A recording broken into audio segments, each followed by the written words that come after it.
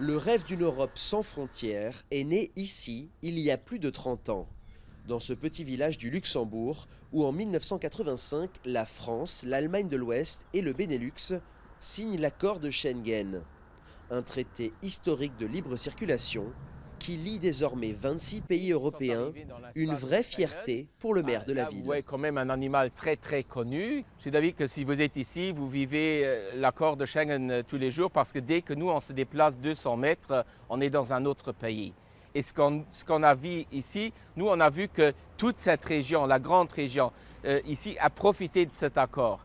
Pourtant, aujourd'hui, l'espace Schengen est menacé, avant tout par une crise migratoire sans précédent depuis la Seconde Guerre mondiale.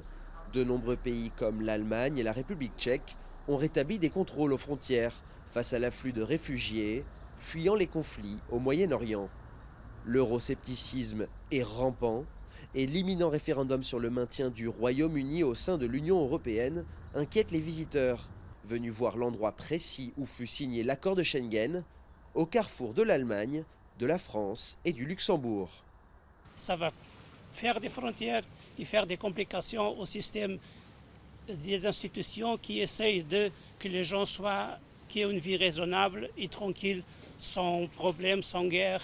C'est un peu embêtant puisqu'on a toujours considéré le Royaume-Uni comme faisant partie intégrante de l'Europe et à partir du moment où le Royaume-Uni en sort, ça veut dire qu'ils ne veulent plus adhérer aux différentes réformes, aux différents traités. Comme c'est curieux, plus de 50 000 personnes font chaque année le déplacement jusqu'à Schengen. Une affluence europhile qui donne au maire quelques raisons de rester optimiste.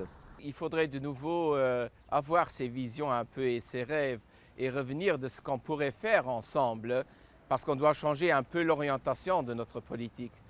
En 2015, les pays de l'espace Schengen ont accueilli près d'1 million de réfugiés sur l'ensemble de leur territoire.